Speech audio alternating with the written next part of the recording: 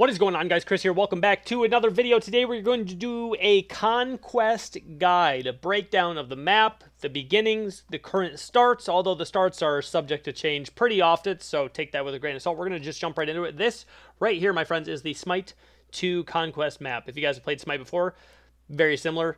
3 sets of towers, tier 1 towers, 3 sets of tier 2 towers, 3 sets of phoenixes, and a titan. Killing the titan ends the game. That is the only way to end the game, is killing the titan.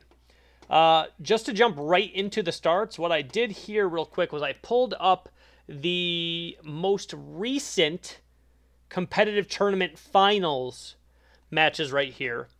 The reason that I say the starts are subject to change often, so take them with a grain of salt, is invading. There is currently no Invader's Curse, meaning if you are on the Chaos side and you come down into the opposing enemy side, in Smite 1 you would gain a significant slow, and it was called the Invader's Curse. It was to make invading harder. There's currently none of that. So currently you can fight anywhere. So what you can see from this first what could be pro game is jungler is starting on their speed, being Panatom. The carry is starting on their purple. Okay, so you have speed here. You have purple here. I'll explain what those buffs do in a second here. And then you sometimes have the support that kind of roams. As, for instance, there is some variability here, which is why I say it's subject to change, so take this with a grain of salt. Their jungler, the Loki, is actually starting on their red, and both soul laners, being Odin and Hades, they are starting on their blue. So Odin and Hades are starting on their blue.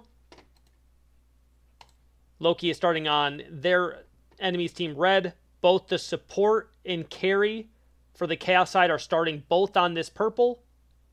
Ares happens to be hanging out mid, maybe trying to get a pick in mid. So that's what I mean. Jungler starting on speed over here. I think that'll be pretty consistent. Their other jungler is starting on red. But what I would think is most often, if you're just grinding some ranked, you're not looking at the highest level, beware of invades, but it looks most likely, if there is no invades, that support and carry are going to both start on purple. Mids are going to both start at wave. First wave are going to both start at wave. So support and carry on purple. Jungler on speed. Mids starting in mid, not starting on a buff. Clear the first buff, they go to red. Both soul laners start blue, then go to wave. Pretty simple here. That's what it looked like from the Pro Series. However, that is subject to change. The first part, when I was talking about the buffs, the reason that you are going to be grabbing the buffs is because they are an important part of the game. To tell you what they do, the interesting part about the buffs in Smite 2 is they upgrade as you kill them throughout the game. So every time you kill a buff, or even invade a buff, you are going to be leveling up your side's buff. So to break it down here, the red buff is called Blight. Attacks and abilities deal 5% max HP over 3 seconds. So the red can be good on anybody because it's not increasing your power. You could put that on a jungle Loki who has better poke to apply that 5% max HP over 3 seconds.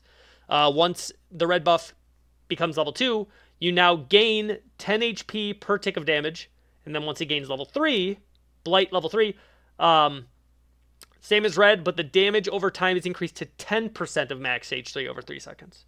Inspiration, or purple, level 1. You and nearby allies gain 15 strength and 15 intelligence. Inspiration 2, so level 2, extra stats are increased to plus 30. Inspiration level 3, extra stats are increased to plus 45. Alright, yellow, called Pathfinder. Grants stacking up to 3, 4% movement speed buff every 3 seconds. Level 2, you get the buff every second instead. Level 3 for speed, the maximum stacks are increased to 4. Then you have the blue buff, which is called Primal. Gain a stacking up to 3 plus 15 protection after hitting an enemy with an ability. Level 2. Also gains 10 cooldown rate. Level 3, the protection is increased to plus 30 and the cooldown rate to plus 20. I do think they have made some changes to these to give some regen on blue. So if they have made changes to these statistics, I will update it in the comment section. So those are the buffs, the 4 buffs. Purple, yellow, red, blue. The back camps down here can level up as well as you kill them. Actually, I don't know. I actually don't think they level up anymore. I think they just, never mind. These ones start just at giving you a shield. They used to start with like 5 harpies there, but now it starts as the group of 3 that give you a small shield. Anybody can pick it up. So you kill them, it drops a small little trinket on the ground. The trinkets you pick up give you a small health shield. Now on to the actual objectives, which these are subject to change or be added to as well. So just bear that in mind. There is also, let me just back up real quick, these buffs right here, here, and here are randomly generated buffs that are neutral camps. So it could be a red, could be a blue, could be a yellow, could be a purple, could be any of the following. These change into oracles. Oracles just give you vision of the Gold Fury. So then at some point there are 2 neutral camps on the map to fight over. Those will increase the level of your side's buffs, so they're worth fighting over. First part here, Gold Fury. The biggest change about Gold Fury is it is not split up into 3 different Furies, which are randomly spawned. Every time you kill the Gold Fury, it upgrades for your side. And by that, what I mean is, when you kill the first Gold Fury, you get gold for your team, as per usual, experience for your team, as per usual, but then also, you get a speed boost out of your fountain that is permanently doubled the first time you kill it.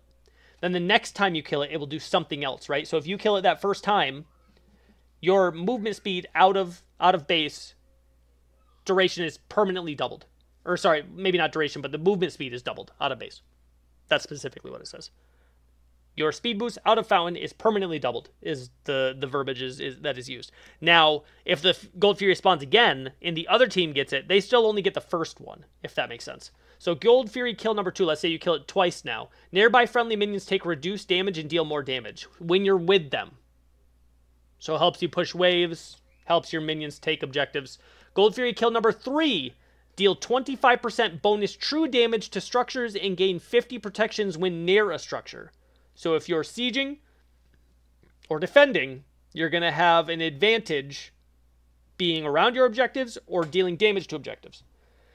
After the Gold Fury has been killed X number of times, so whether it's your 4th Gold Fury for the entire map or it's your 4th Gold Fury in general, it'll spawn the Ancient Fury. The Ancient Fury disables all towers and phoenixes for 180 seconds. They will not do anything. They will not attack minions. They will not attack you. 180 seconds. Pretty big. Sometimes you might want to give up a Fire Giant just to go for the Gold Fury, especially if it's, you know. So, Fire Giant, pretty similar to Smite 1. It has a new set of attacks. It is the other big objective on the map, obviously.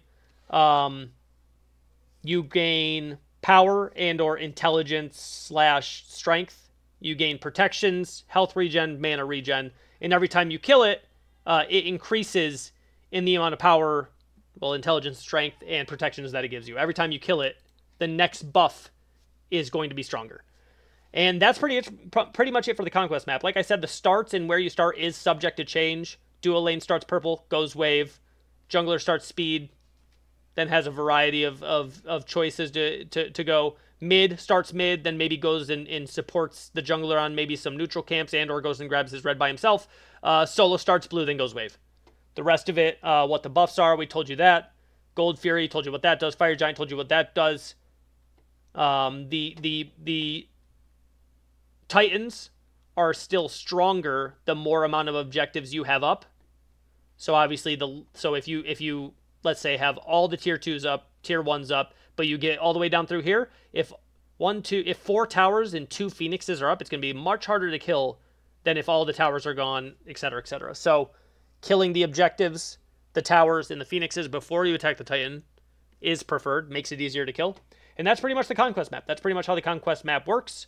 Invading buffs is important. Taking gold and experience away from your enemies is how you're going to get a lead. A lead is how you are going to push for better objectives. Better objectives is going to help you win the game. That's pretty much as simple as it is. Trying to keep the video as short and sweet as possible. If you guys are new to the channel, make sure you subscribe. I think at this point, only 18% of the people that watch our content are subscribed at the moment. It'd be great if it was like 100. So help me be part of that 100.